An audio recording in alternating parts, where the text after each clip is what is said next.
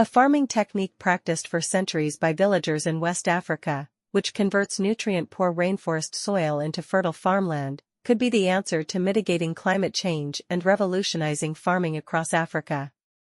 A global study by researchers has for the first time identified and analyzed rich fertile soils found in Liberia and Ghana. They discovered that the ancient West African method of adding charcoal and kitchen waste to highly weathered, nutrient-poor tropical soils can transform the land into enduringly fertile, carbon-rich black soils, which the researchers dub African dark earths. Similar soils created by Amazonian people in pre-Columbian eras have recently been discovered in South America, but the techniques people used to create these soils are unknown. Moreover, the activities which led to the creation of these anthropogenic soils were largely disrupted after the European conquest. Encouragingly, researchers in the West Africa study were able to live within communities as they created their fertile soils.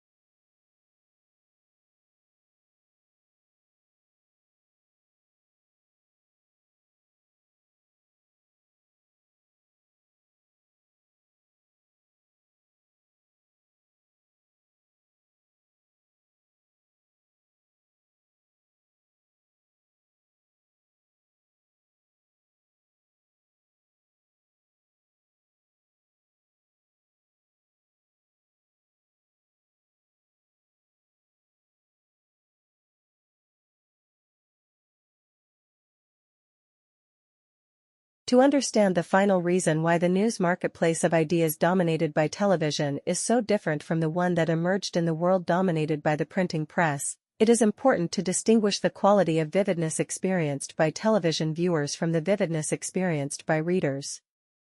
I believe that the vividness experienced in the reading of words is automatically modulated by the constant activation of the reasoning centers of the brain that are used in the process of concreting the representation of reality the author has intended. By contrast, the visceral vividness portrayed on television has the capacity to trigger instinctual responses similar to those triggered by reality itself, and without being modulated by logic, reason, and reflective thought. The simulation of reality accomplished in the television medium is so astonishingly vivid and compelling compared with the representations of reality conveyed by printed words that it signifies much more than an incremental change in the way people consume information.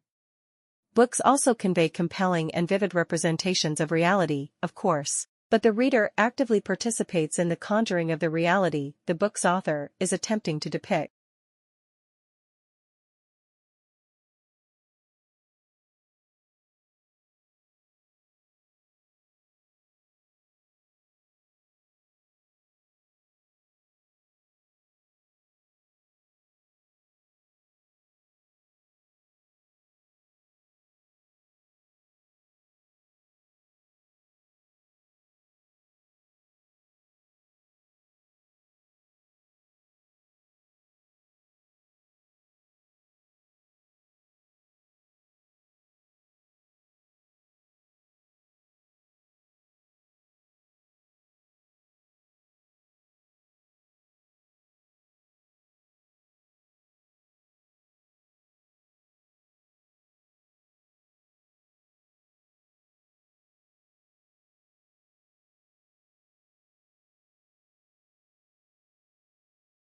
Until the early 1960s, newspapers published separate job listing for men and women. It wasn't until the passage of the Equal Pay Act on June 10, 1963 that it became illegal to pay women lower rates for the same job strictly on the basis of their sex. The wage gap is a statistical indicator often used as an index of the status of women's earnings relative to men's.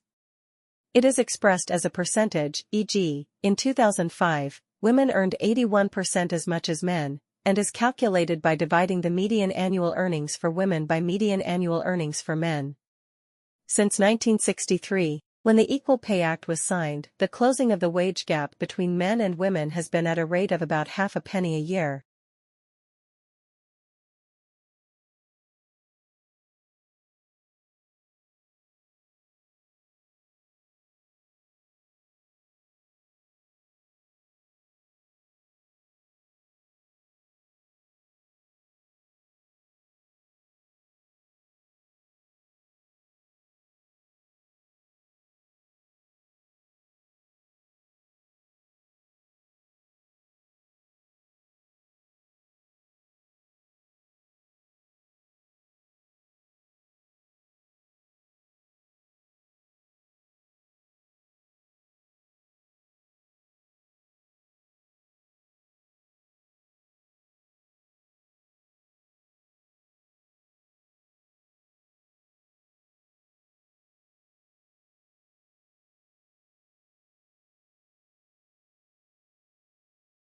In a study in the current issue of the journal PLOS1, a team of scientists in Germany showed experts and novices simple geometric objects and simple chess positions and asked the subjects to identify them.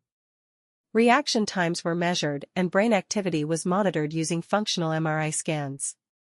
On the identification of the geometric objects, the subjects performed the same, showing that the chess experts had no special visualization skills. When the subjects were shown the chess positions, the experts identified them faster. Focusing on an element of an earlier study on pattern and object recognition by chess experts, the researchers had expected to see parts of the left hemispheres of the experts' brains, which are involved in object recognition, react more quickly than those of the novices when they performed the chess tasks. But the reaction times were the same. What set the experts apart was that parts of their right brain hemispheres, which are more involved in pattern recognition, also lit up with activity. The experts were processing the information in two places at once. The researchers also found that when the subjects were shown the chess diagrams, the novices looked directly at the pieces to recognize them, while the experts looked on the middle of the boards and took everything in with their peripheral vision.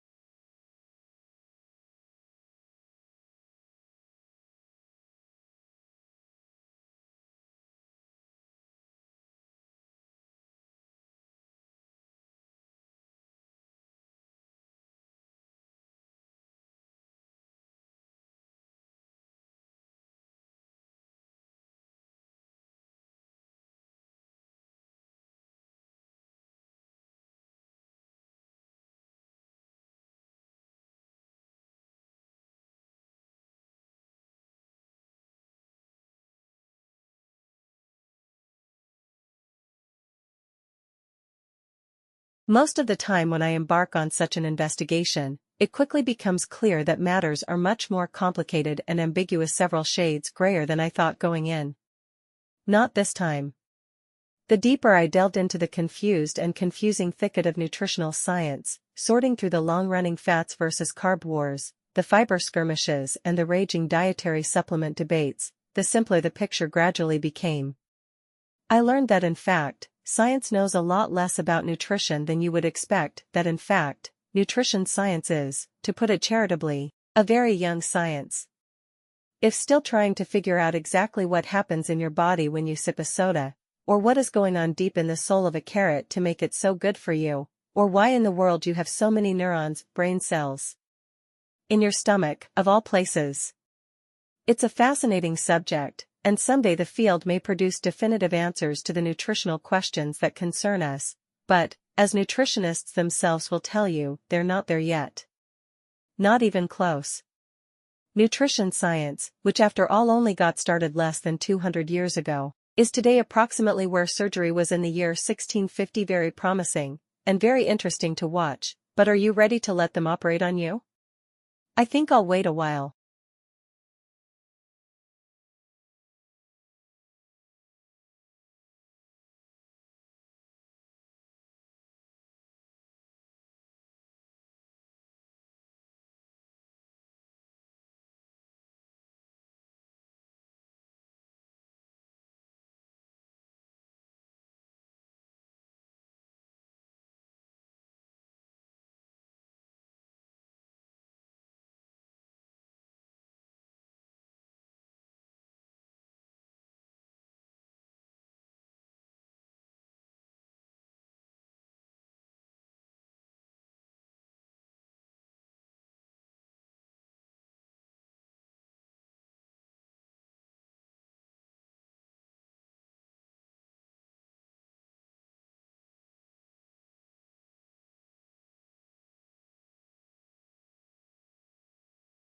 One of Guinness World Records' more unusual awards was presented at the National Maritime Museum yesterday. After a 100-day trial, the timepiece known as Clock B, which had been sealed in a clear plastic box to prevent tampering, was officially declared, by Guinness, to be the world's most accurate mechanical clock with a pendulum swinging in free air.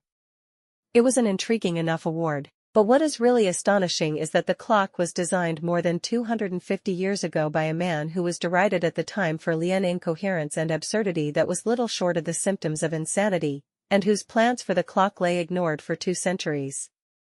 The derision was poured on John Harrison, the British clockmaker whose marine chronometers had revolutionized seafaring in the 18th century, and who was the subject of Longitude by Diva Sobel. His subsequent claim, that he would go on to make a pendulum timepiece that was accurate to within a second over a 100-day period, triggered widespread ridicule. The task was simply impossible, it was declared. But now the last laugh lies with Harrison. At a conference, Harrison decoded, "Towards a perfect pendulum clock," held at Greenwich yesterday, observatory scientists revealed that a clock that had been built to the clockmaker's exact specifications had run for 100 days during official tests and had lost only 5/8 of a second in that period.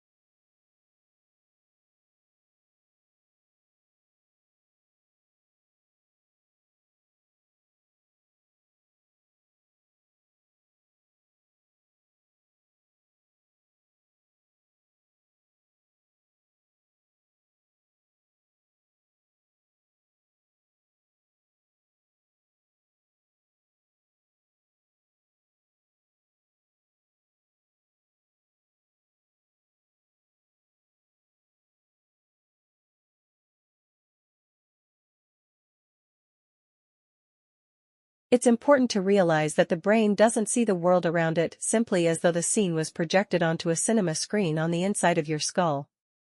Before a scene can be observed in your head, it has to be broken down into a number of different components for processing, and these components then have to be recombined into the meaningful form that we call an image.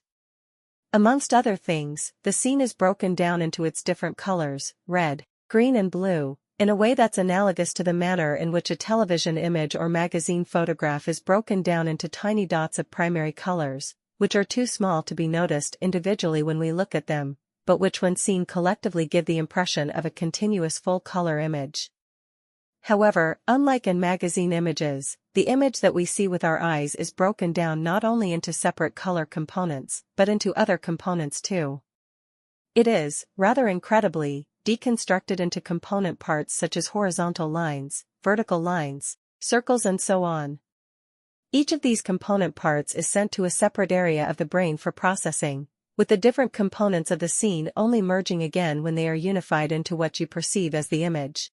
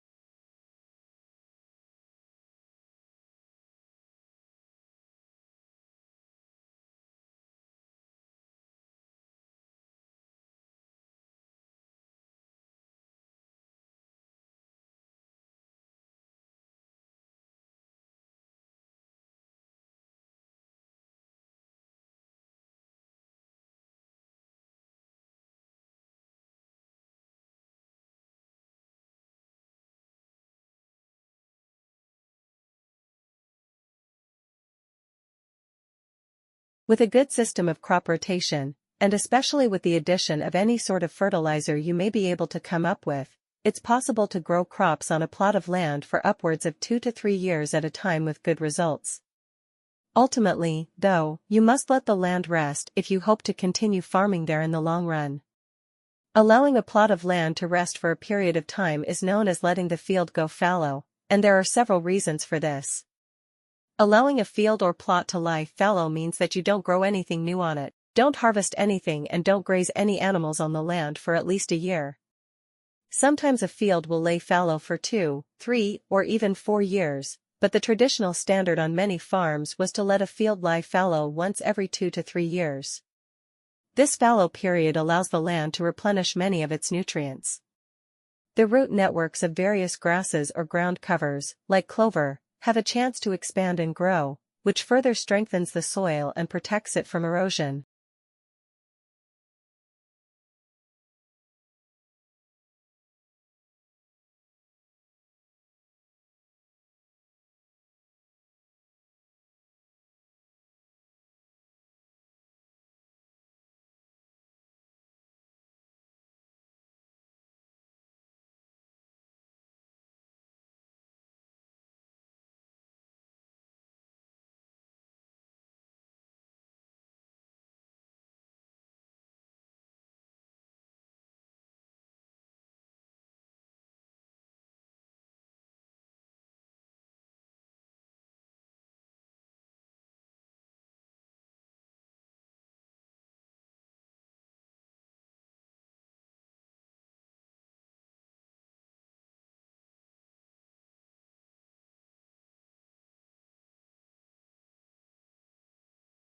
The 1920s moviegoers' experience was largely dominated by silent movies, but saw the introduction of synchronized sound.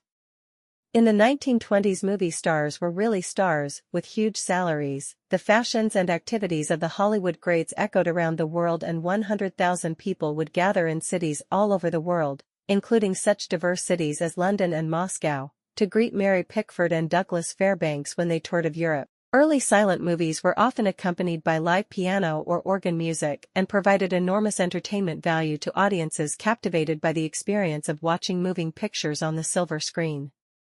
Although there had been previous attempts to introduce sound, it wasn't until 1923 that a synchronized soundtrack was photographically recorded and printed onto the side of the strip of motion picture film and made it onto a commercially distributed movie.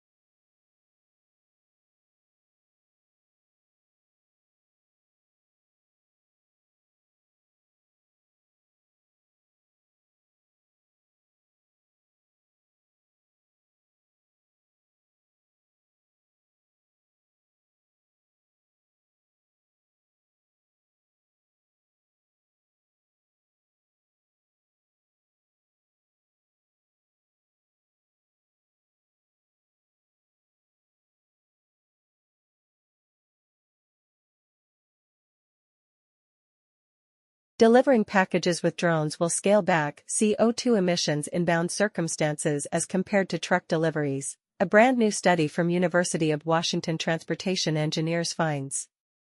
In a paper to be revealed in associate degree coming issue of Transportation Analysis Half D, researchers found that drones tend to own CO2 emissions blessings over trucks once the drones haven't got to fly terribly way to their destinations or once a delivery route has few recipients. Trucks, which may provide environmental edges by carrying everything from garments to appliances to the article of furniture in a very single trip, become a lot of climate-friendly various once a delivery route has several stops or is farther off from a central warehouse. For small, lightweight packages, a bottle of drugs or a kid's bathing costume, drones contend particularly well. However, the carbon edges erode because the weight of a package increase since these unmanned aerial vehicles have to be compelled to use extra energy to remain aloft with a significant load.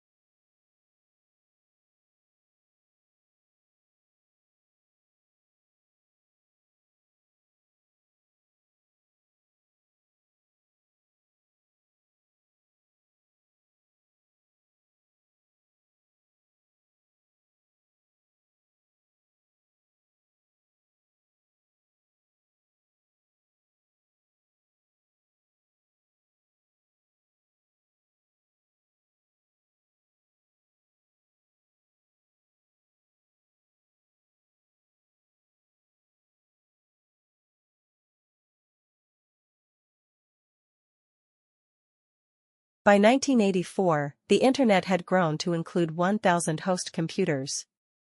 The National Science Foundation was one of the first outside institutions hoping to connect to this body of information.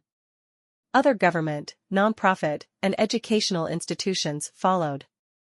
Initial attempts to catalog this rapidly expanding system of networks were simple.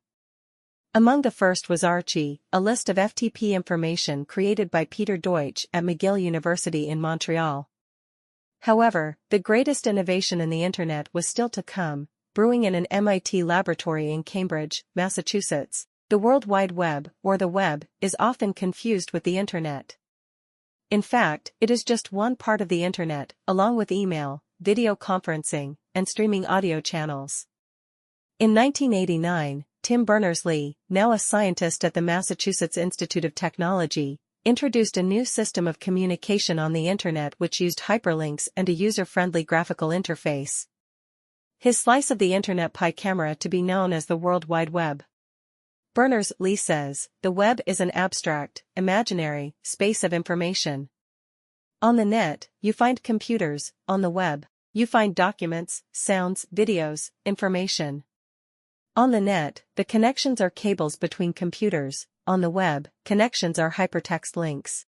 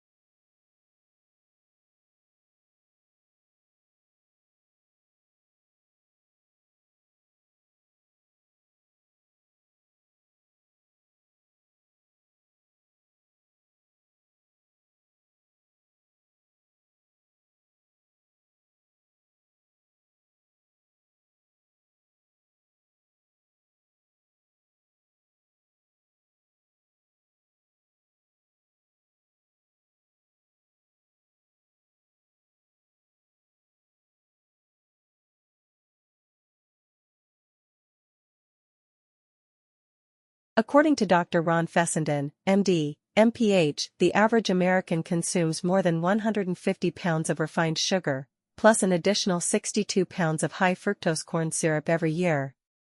In comparison, we consume only around 1.3 pounds of honey per year on average in the US. According to new research, if you can switch out your intake of refined sugar and use pure raw honey instead, the health benefits can be enormous. What is raw honey? It's a pure, unfiltered, and unpasteurized sweetener made by bees from the nectar of flowers. Most of the honey consumed today is processed honey that's been heated and filtered since it was gathered from the hive. Unlike processed honey, raw honey does not get robbed of its incredible nutritional value and health powers. It can help with everything from low energy to sleep problems to seasonal allergies. Switching to raw honey may even help weight loss efforts when compared to diets containing sugar or high fructose corn syrup. I'm excited to tell you more about one of my all-time favorite natural sweeteners today.